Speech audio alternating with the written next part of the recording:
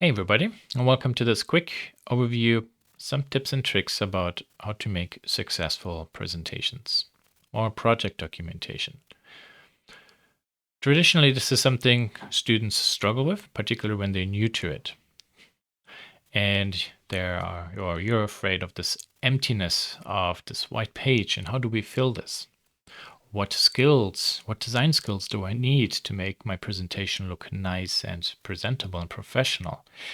And the relieving answer to that is, first, you don't really need design skills. Actually, let's even step back.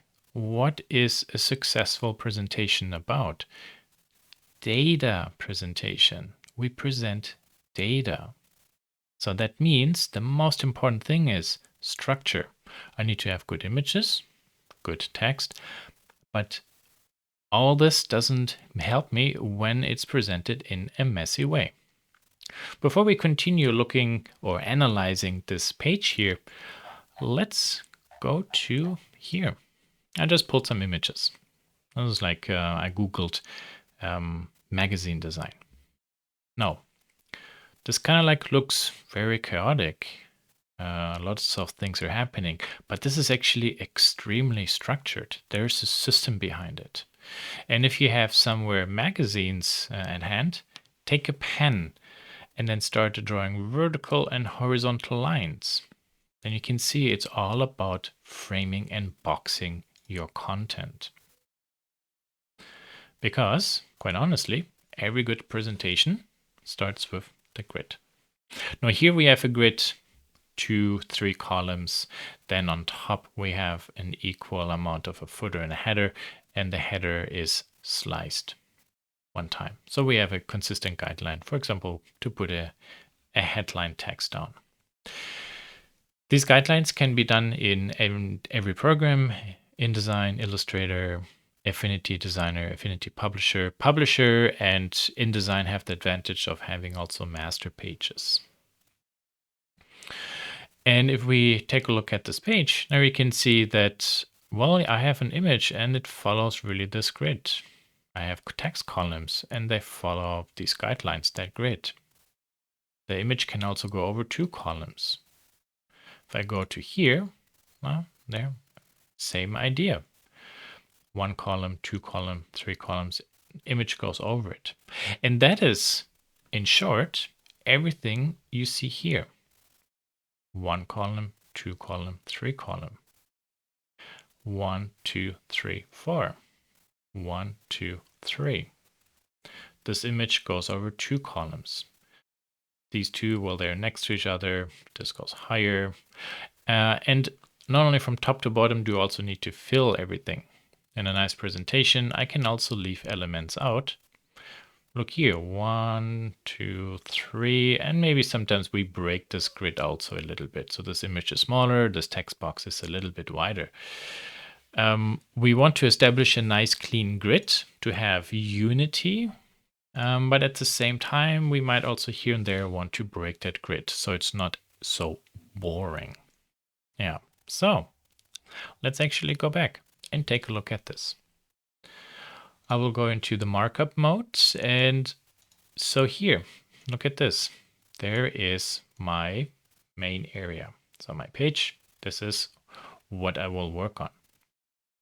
And if I now shorten this, look at that, one big box. Actually, there are my 2 columns. Set here, number 1, select these 2 and bring this over. And this text is a little bit longer there. Okay. At the same time, now when I draw maybe some horizontal lines, see this feels kind of like this column, but then these 3 images have kind of like the same height here. These 3 images, they have the same height. The text is all at the same level. 3 images that kind of like occupy this whole space. So technically speaking, we have 1, 2 columns, and then we here decide to break this grid a little bit. Yeah. So if I take these boxes away, Let's take a look at this one more time. And again, you will see the system behind it.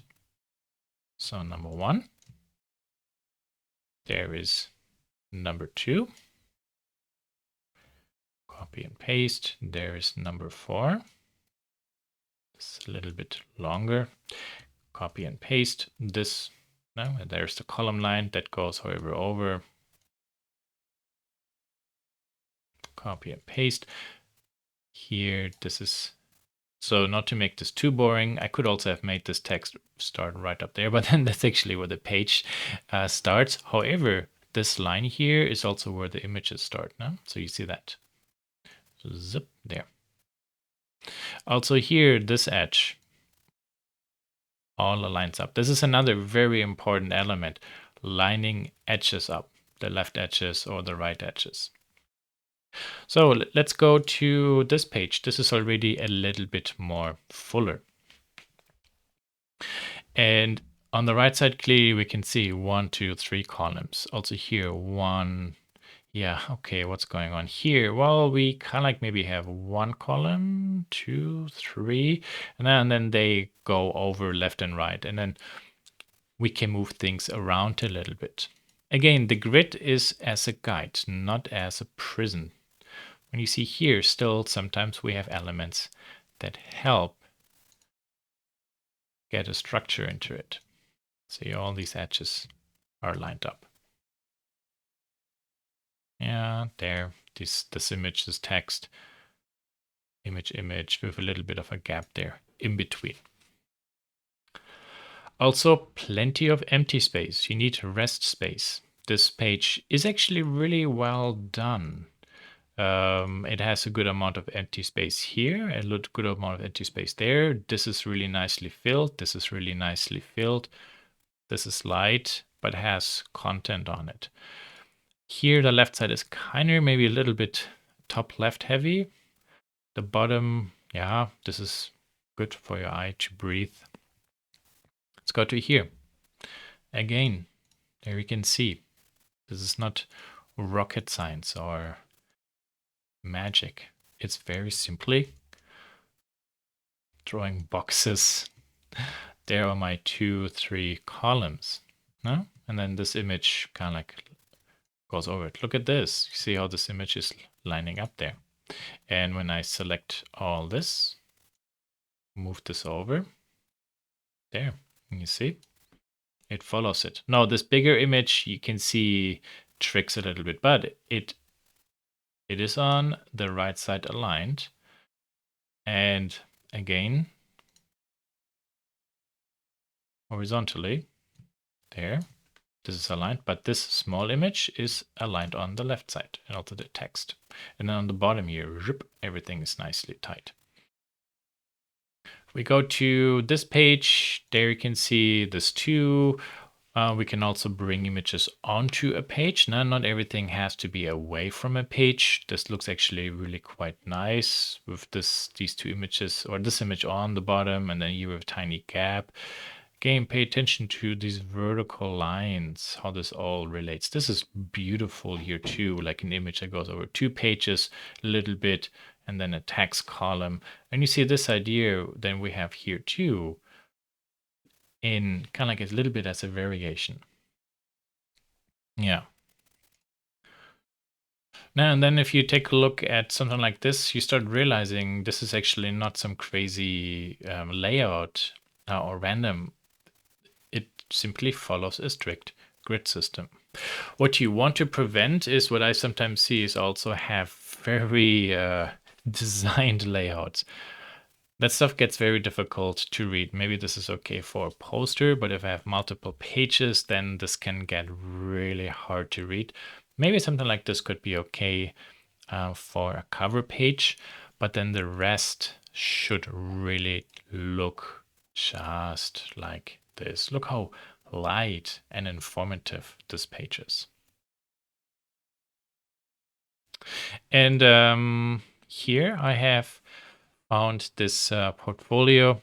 And this is a little bit older, from 2015. But I think sometimes this is also good to understand as when you have a full package, little bit about yourself.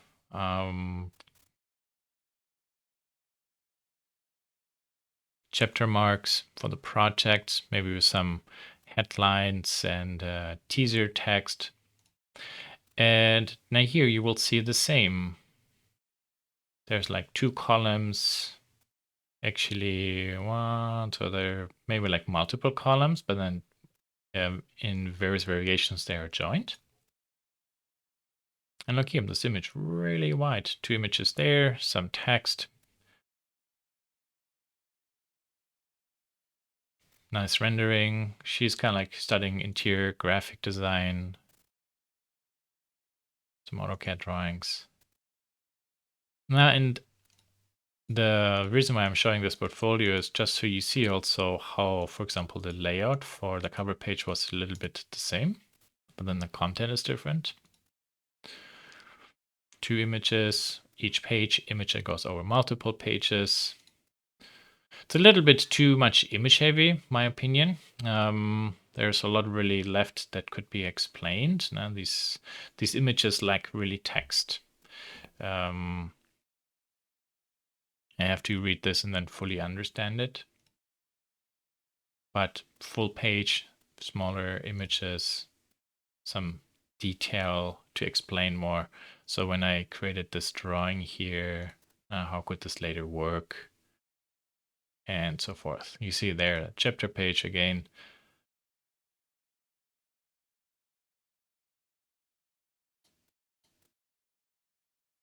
Yeah, okay.